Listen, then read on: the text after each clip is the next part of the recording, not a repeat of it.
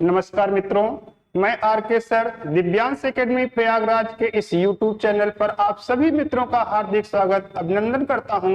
मित्रों, आज आप सभी के सामने यहां पर LT ग्रेड से संबंधित जो उत्तर प्रदेश शिक्षक भर्ती का बहुप्रतीक्षित विज्ञापन जो इस समय आवेदन चल रहे हैं, इस LT ग्रेड से संबंधित आज पॉलिटिकल साइंस के क्या सिलेबस है और इसकी क्या अपनी योग्यता है, इससे संबंधित आज हम यहाँ पर चर्चा करेंगे। जैसा कि बहुत सारे विद्यार्थी जो लगातार फोन करके यह पूछना चाहते हैं कि सर हमारी क्या योग्यता है, हमारे सिलेबस का क्या कॉम्बिनेशन है, क्या सर हम 2 वर्ष करने पर क्या इसमें से जुड़ सकते हैं, क्या हम सर इस तरीके से यदि 4 विषय में से कोई 2 विषय लेकर के हैं और हम तीसरे विषय से जुड़ना चाहते हैं तो क्या ऐसा कुछ है। तमाम भ्रांतियां लगातार फोन पर फोन आती हैं। इसलिए आज मैंने एक विचार बनाया कि क्यों न एक ऐसे छोटे से सिलेबस के रूप, छोटे से वीडियो के रूप में हम समूची जानकारी आप तक पहुंचाएं, जहां से आपका भ्रम समाप्त हो और हम लोग कार्य को आगे बढ़ाएं। तो मित्रों, इसी बेस में आज आपका यह Uttar Pradesh LT grade 2025 political science का जो पाठ्यक्रम और जो इसकी योग्यता है, यह आपको स्पष्ट करने का विषय है। तो आइए बिना विलंब किए हुए हम इस विषय को योग्यता के स्वरूप में देखें, जहां से आपके ये जो संशय हैं वो आपके पूर्ण होंगे। आशा विश्वास करते हैं कि आप हिष्ट पुष्ट मस्त के स्वरूप में आप अपने को इस पाठ्यक्रम को अच्छे से समझेंगे। तो आइए हम लोग बिना विलंब किए हम लोग पाठ्यक्रम समझते हैं। तो मित्रों, यहां पर इसका जो सिलेबस बनाया गया, इसकी जो अपनी योग्यता बनाई गई है, यहां पर आपको सहायक इसकी जो योग्यता अपनी बनाई गई है, उस योग्यता के संदर्भ में अगर हम लोग देखें तो यहां पर योग्यता का जो विषय बनेगा, वह योग्यता का विषय ये होगा कि यहां से हम योग्यता के संदर्भ में आपको बताना चाहते हैं कि योग्यता में आपका सबसे पहले जो वर्तमान सिलेबस बनाया गया है वो आपको देखें कि सामने है। आपको प्रथम चरण है और यहीं पर आपको द्वितीय चरण है, यानी यह परीक्षा 2 चरणों के स्वरूप में होगी। यह पहले सुनिश्चित कर लिया जाए कि यह परीक्षा 2 चरणों की होगी और इस 2 चरणों की जो परीक्षा होगी, उस परीक्षा में यहाँ पर जो प्रतिभागी होंगे वे प्रतिभागी किस प्रकार के होंगे, कौन सी योग्यताधारी व्यक्ति होंगे, उनके लिए यहाँ पर बताया गया है कि वह व्यक्ति जिसके लिए 21 से लेकर के 40 वर्ष की एक योग्यता निर्धारित की गई है, जिसके एक निश्चित समय सीमा को आपको दर्शाया गया है, उस तरीके का योग्य व्यक्ति ही यहाँ पर जो है फॉर्म को अप्लाई करेगा। और इस तरीके से जब फॉर्म अप्लाई करेंगे तो उनके लिए क्या क्या यहाँ पर विषय का क्या स्वरूप बनेगा, किस तरीके से विषय को हम देखेंगे। तो ये जो विषय होगा, सबसे पहले इस सामाजिक विषय को अगर हम देखें तो ये आपको सामाजिक विषय है। सामाजिक विषय, तो सामाजिक विषय के संदर्भ में 4 आपको विषय बन जाते हैं, जिसमें हम आपको इतिहास के स्वरूप में, यहीं पर आप देखेंगे तो आपको नागरिक शास्त्र के स्वरूप में, यहीं पर आप देखेंगे तो आपको भूगोल के स्वरूप में, और यही आपका चौथा व्यू जो बनेगा वह आपको अर्थशास्त्र के स्वरूप में बनेगा। क्या बनेगा? अर्थशास्त्र में। यानी कोई भी अभ्यर्थी जो इन 4 विषयों में से किसी भी 2 विषय से यदि स्नातक 2 वर्ष करता है, यही आपको समझना है, बार बार आप पूछते हैं, यानी 4 विषयों में से 2 विषयों में आपको स्नातक की उपाधि लेनी है और यह स्नातक उपाधि 2 वर्ष तक लेनी है, 2 वर्ष के बाद अगर आप अपनी उपाधि लेकर के, जैसे मान के चलिए कि आप इतिहास और नागरिक शास्त्र आपने ग्रेजुएशन कंप्लीट किया, अब आप चाहते हैं कि हम इतिहास और भूगोल से क्या परीक्षा दे सकते हैं? बिल्कुल दे सकते हैं।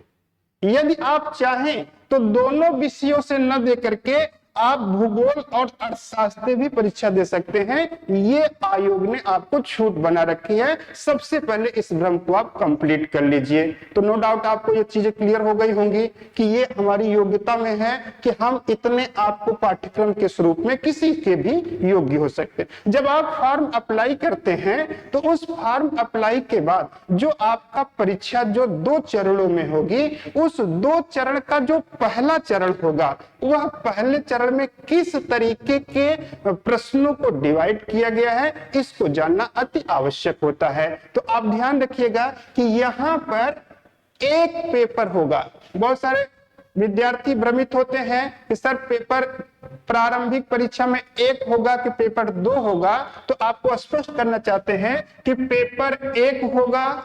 यह पेपर में आपको पूरे 150 प्रश्न होंगे और 150 प्रश्न में आपके 30 प्रश्न जो होंगे ये आपको सामान्य ज्ञान से संबंधित होंगे और यहीं पर आपको 120 प्रश्न जो होंगे वे आपसे विषय से संबंधित होंगे। विषय का मतलब यह है कि जिसके जिस प्रकार के विषय हैं। अगर किसी के सामाजिक विषय हैं तो सामाजिक विषय का 2 कॉम्बिनेशन, किसी के हिंदी है, किसी के अंग्रेजी है, किसी के विज्ञान है, तो वह उसका विषय माना जाएगा। उस विषय से उसको कितने प्रश्न तैयार करने होंगे? 120 प्रश्न तैयार करने होंगे। क्योंकि हम यहाँ पर पॉलिटिकल साइंस की बात करना चाहते हैं, हम सामाजिक विषय की बात करना चाहते हैं, इसलिए हम विषय के अंतर्गत ही आपको समझाएंगे। इस तरीके से आपने देखा कि यहाँ पर प्रश्नों की संख्या आपने निर्धारित कर लिया कि टोटल प्रश्न आपके 150 हो गए हैं। अब ये जो 150 प्रश्न जो हमारे हैं, ये 150 प्रश्न जो हैं प्रत्येक प्रश्न 2 अंक के रखे जाएंगे। ध्यान रखिएगा, प्रत्येक प्रश्न 2 अंक का रहेगा, अर्थात यह टोटल 300 अंक के प्रश्न आएंगे। और इन प्रश्नों को हल करने के लिए जो आपको समय सीमा दी जाएगी वह समय सीमा मात्र और मात्र 2 घंटे रहेगी। अर्थात 2 घंटे की समय सीमा में यहाँ पर आप देखेंगे कि ये 2 घंटे की समय सीमा में पूरे प्रश्नों को यहाँ पर हल करना होगा। जब आप पूरे प्रश्नों को हल करेंगे तो यहाँ पर देखेंगे कि यह प्रश्न आएंगे कैसे, किस प्रकार के प्रश्न को हल करेंगे। तो जो प्रश्न होगा वह पूर्णतः ऑब्जेक्टिव तरीके से होगा, यानी बहुविकल्पी प्रश्न का श्रृंखला जैसे पद्धति तरीके से आप परीक्षा देते चले आए हैं उस प्रकार से यहाँ पर आपके वस्तुनिष्ठ प्रश्न रखे जाएंगे, स्पष्ट आयोग में कह दिया गया है। और इस वस्तुनिष्ठ प्रश्न में यहाँ पर विद्यार्थी को उत्तीर्ण होना है और जब वह उत्तीर्ण होगा, एक कटाफ पर जब उत्तीर्ण होगा तभी वह दूसरी परीक्षा अर्थात मुख्य परीक्षा में वह जुड़ने का हकदार बनेगा। इस तरीके से आप देखें तो जब यह आपको पहली परीक्षा पास करेगा तभी वह अभ्यर्थी अपनी मुख्य परीक्षा की तैयारी करेगा। और इस तरीके से यहाँ पर जो सहायक अध्यापक के सामाजिक विषय हैं, वो चाहे पुरुष वर्ग के हों चाहे वो महिला वर्ग के हों, दोनों पदों को अगर देखा जाए तो जो पेपर होगा एक ही पेपर में 4 खंड होंगे। कितने खंड होंगे? 4 खंड होंगे। यानी आपको इतिहास के, नागरिक शास्त्र के, भूगोल के और अर्थशास्त्र के प्रश्न एक ही बुकलेट में आपको मिलेंगे। अब आपको डिसाइड वहां पर करना है कि आप चारों विषय में से कौन 2 विषय को आप चयनित करते हैं और उसका आप समूचा उत्तर देते हैं। ये आपके विषय से संबंधित बातें होंगी। लेकिन जो आपका जीएस का प्रश्न होगा वह 30 प्रश्न उसी बुकलेट में अलग से रखा जाएगा। इस तरीके से आप देखेंगे तो यहाँ पर आपको बता दिया गया है कि ये आपको 4 विषय रहेंगे। अब आपके मन में आएगा कि प्रत्येक विषय कितने अंक के बनेंगे। तो यानी अब यह एक जो अंक होगा वह 2 नंबर का होगा। यहाँ पर आपके 120 हैं, तो यानी 120 प्रश्न हैं, तो प्रत्येक विषय से 60 प्रश्न होंगे। डिसाइड कर लीजिएगा, यानी हिस्ट्री से भी 60 होंगे तो पॉलिटी से भी 60 होंगे, ज्योग्राफी से भी 60 होंगे तो इकोनॉमिक्स से भी 60 होंगे। यानी आपको यहाँ पर 60 विषयों को यहाँ पर क्या करना है, 60 प्रश्नों को यहाँ पर हल करना होगा। ध्यान रखिएगा, ऐसा न हो कि परीक्षा में आप इस स्वरूप में हल करें कि चारों एक लाइन से करना शुरू करें, ऐसा नहीं करना है। आप जिस विषय को आप निश्चित करते हैं उसी विषय के क्रम में आपको उसको सॉल्व करना होगा। नेक्स्ट वीडियो में भी यह प्रक्रिया आपको हम स्पष्ट बताएंगे। इसी तरीके से देखेंगे कि जब यह 2 खंडों का बना होगा जिसमें 60 प्रश्न होंगे, तो इतना जब आप कर लेते हैं तो आप एलटी ग्रेड 2025 की प्रारंभिक परीक्षा के कट ऑफ मेरिट में जब आप आते हैं तो आप उत्तीर्ण माने जाएंगे। जब आप उत्तीर्ण माने जाएंगे तो यहाँ पर आपको उत्तीर्ण होने के लिए भी 40% का यहाँ पर बनाया गया है कि 40% पास होना अनिवार्य कर दिया गया है। ये आप ध्यान रखिएगा। इस तरीके से देखेंगे कि ये प्रारंभिक परीक्षा पास करने वाले अब मुख्य परीक्षा की तरफ चलेंगे, यानी दूसरी परीक्षा होगी। और यह दूसरी परीक्षा अभी भी लोगों के ध्यान में है कि यह ऑब्जेक्टिव होगी कि डिस्क्रिप्टिव होगी, यानी लिखित परीक्षा होगी कि बहुविकल्पी परीक्षा होगी। यह परीक्षा अभी तक के आयोग की सुनिश्चित की गई आपको पूर्णतः आपको यहाँ पर व्याख्यानित प्रश्न के रूप में आएंगे, यानी वह लिखित परीक्षा का स्वरूप होगा। अब लिखित परीक्षा के तरीके से यहाँ पर भी एक ही प्रश्न पत्र रखे जाएंगे और इस एक प्रश्न पत्र में आपके टोटल प्रश्नों की संख्या 20 रखी जाएगी और इस 20 प्रश्न में जो होंगे वे 10-10 प्रश्न के रूप में डिवाइड होंगे, यानी 2 तरीके के प्रश्न होंगे।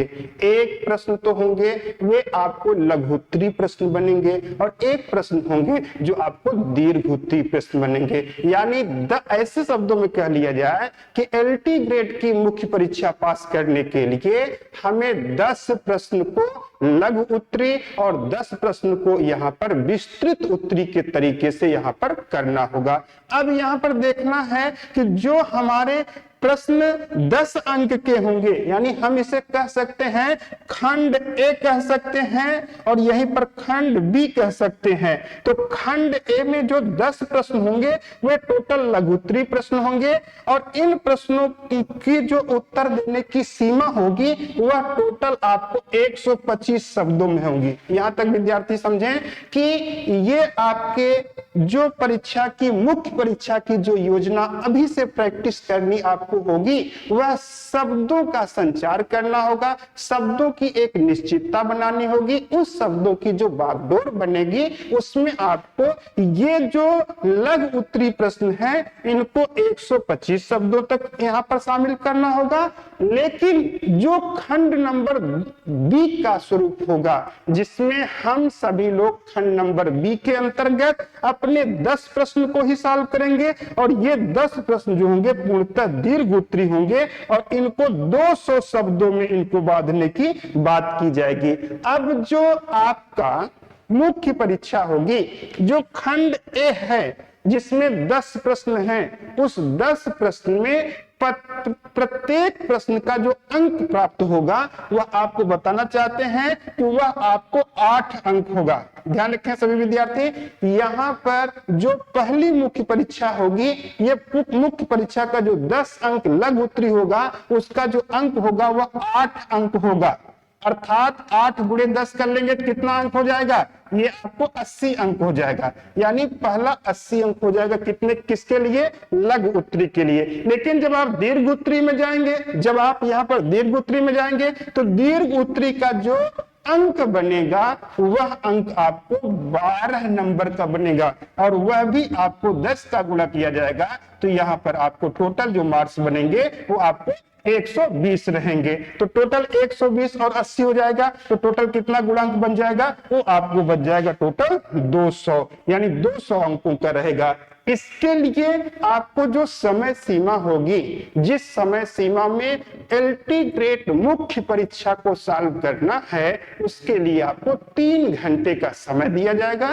3 घंटे के समय में अभ्यर्थी इसको पूर्ण तरीके से सॉल्व करेंगे। तो ये तो आपको इस पेपर से संबंधित, इस फॉर्म भरने की योग्यता से संबंधित आपकी एक जानकारी बनती है, और इस जानकारी के आधार पर हम अपने पॉलिटिकल साइंस विषय के एक सिलेबस को जान जाएं। ये तो हमने पूरी चीजों को जान गए कि हमको परीक्षा में कैसे कैसे करना है, लेकिन जब हम अपने पॉलिटिकल साइंस को पढ़ेंगे तो उसमें कौन कौन सा टॉपिक पढ़ेंगे, किस किस टॉपिक को हमको पढ़ना चाहिए, कौन कौन से टॉपिक अन्य परीक्षाओं में भी जुड़े हुए हैं, इनको हम एक पाठ्यक्रम के तरीके से बताएंगे। यहां तक मुझे विश्वास है कि सारे विद्यार्थीगण अच्छे से इसे समझ गए हैं। आगे की तरफ हम आगे बढ़ते हैं, जिससे आपका समूचा भ्रम शायद आपको दूर हो गया होगा। आइए हम आगे के पैटर्न पर आपको बात करते हैं, ले चलते हैं अपने विषय पर।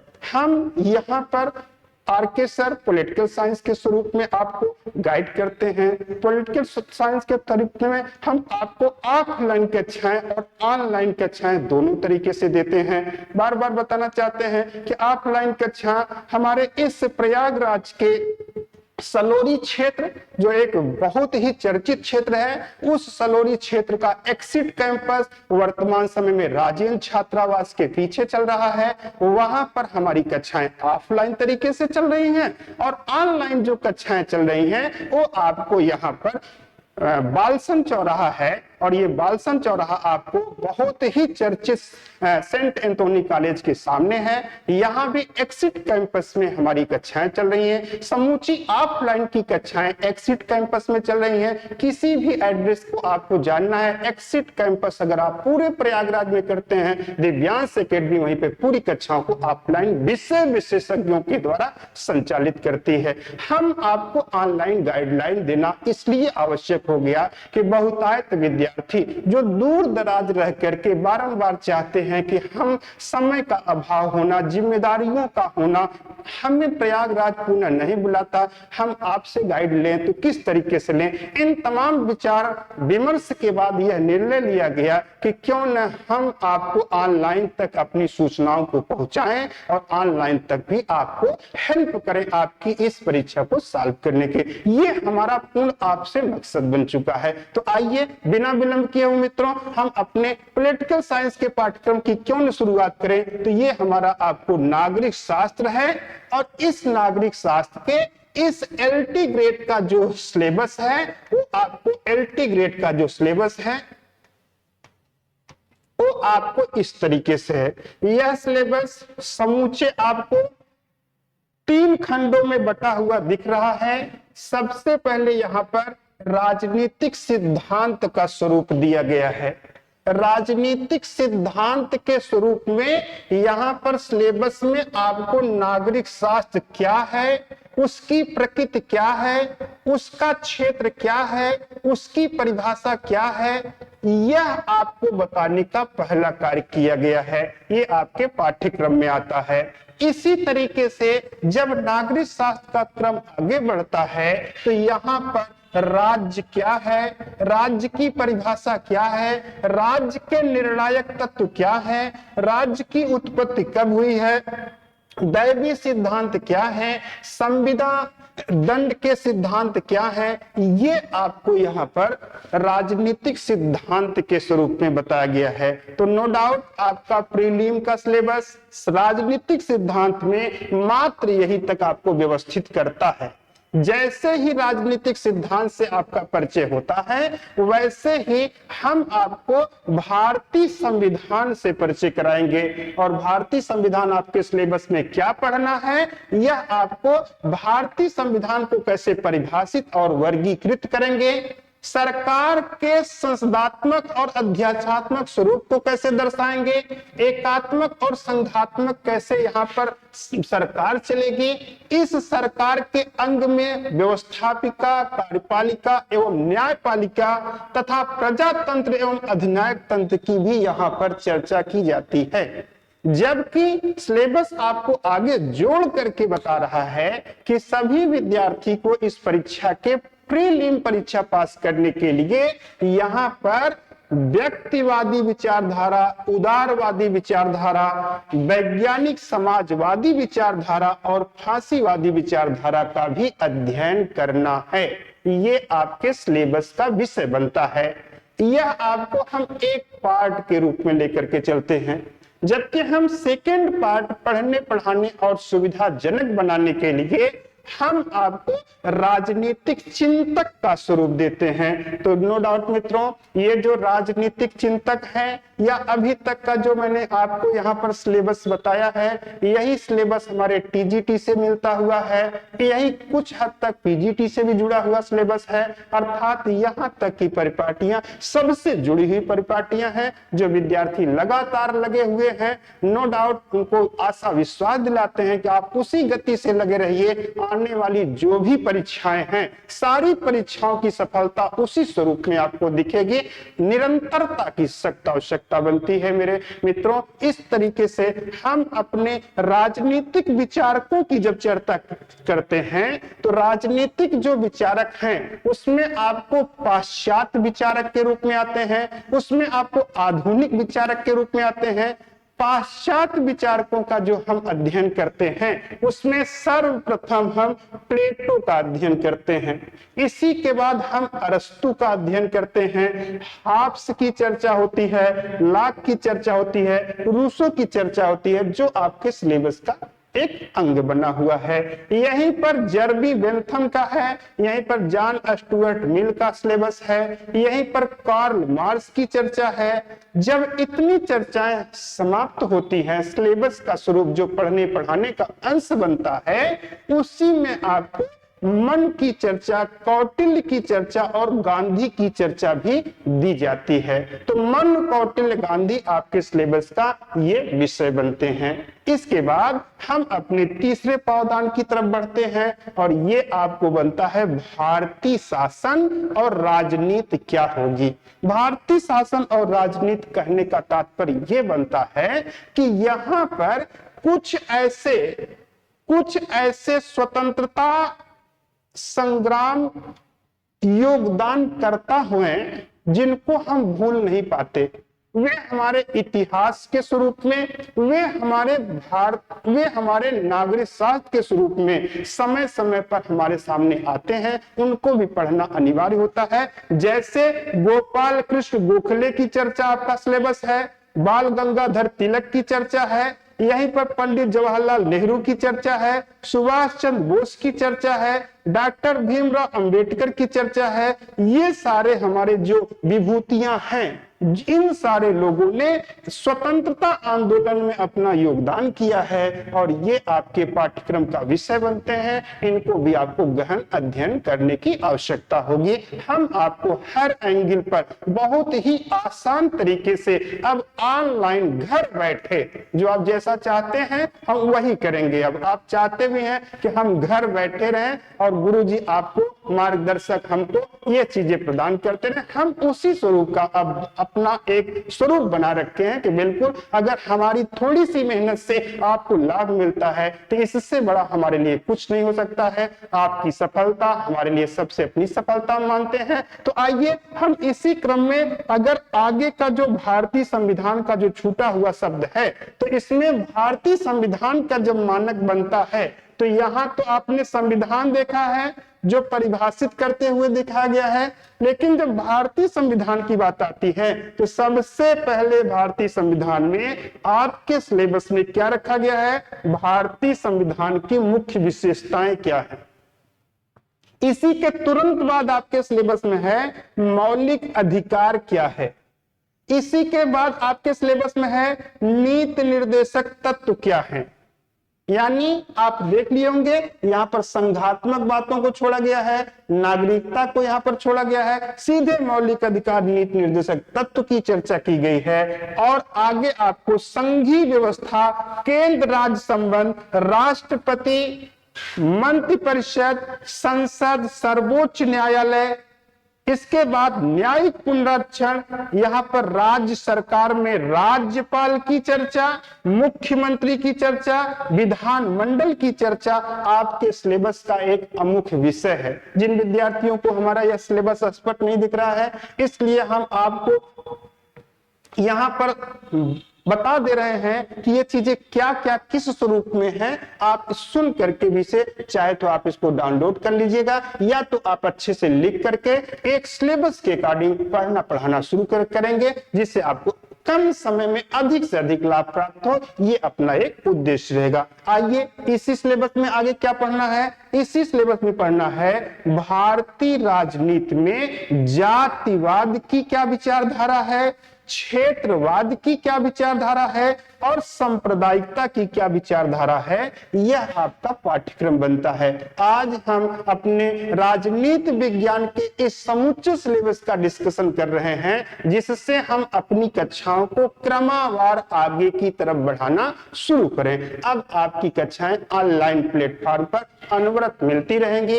इसी क्रम क्षेत्र में यहाँ पर राजनीतिक दल, दबाव समूह क्या है, राष्ट्रीय एकीकरण की समस्या, यहाँ पर निर्वाचन प्रणाली, चुनाव आयोग, चुनाव सुधार की व्यवस्था बनाई गई है। और साथ में आपका जो लास्ट तरीके से बनता है उसमें भारतीय प्रशासन की बात कही गई है। और भारतीय प्रशासन में आपको नौकरशाही की भूमिका क्या होगी, जिला प्रशासन की भूमिका क्या होगी, जिलाधिकारी की भूमिका क्या होगी, लोकतांत्रिक विकेंद्रीकरण की विचारधारा क्या है, पंचायती राज, लोकपाल एवं लोकायुक्त की क्या विचारधारा है।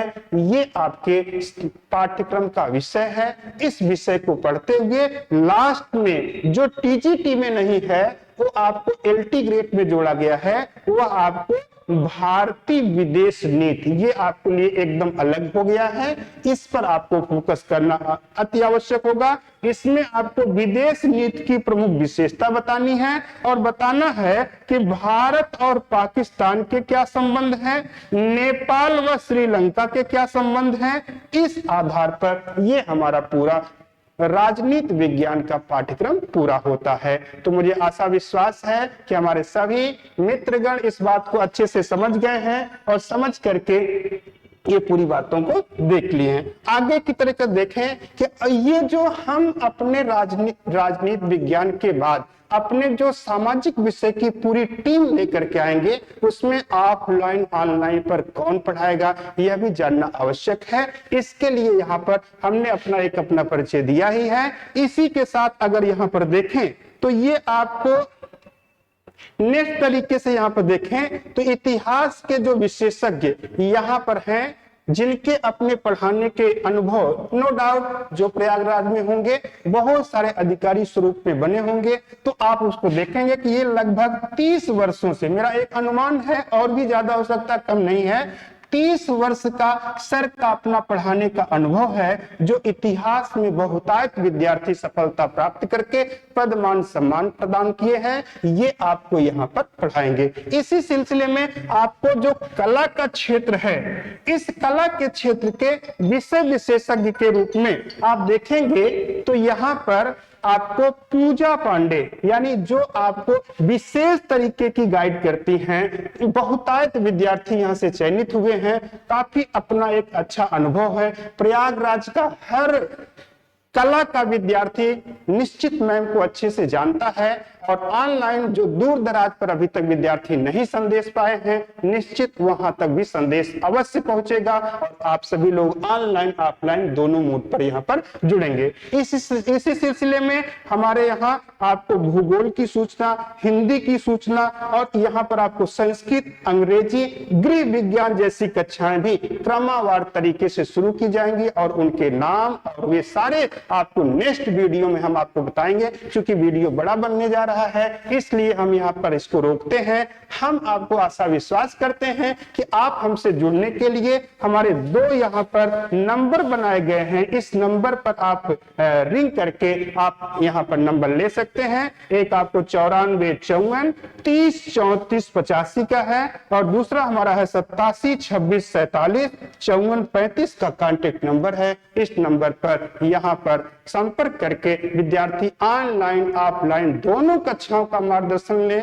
हम आज अपने इस सिलेबस के साथ साथ आप सभी को साधुवाद देते हैं, धन्यवाद देते हैं कि आपने इस तरीके से अच्छे तरीके से इसको सुना।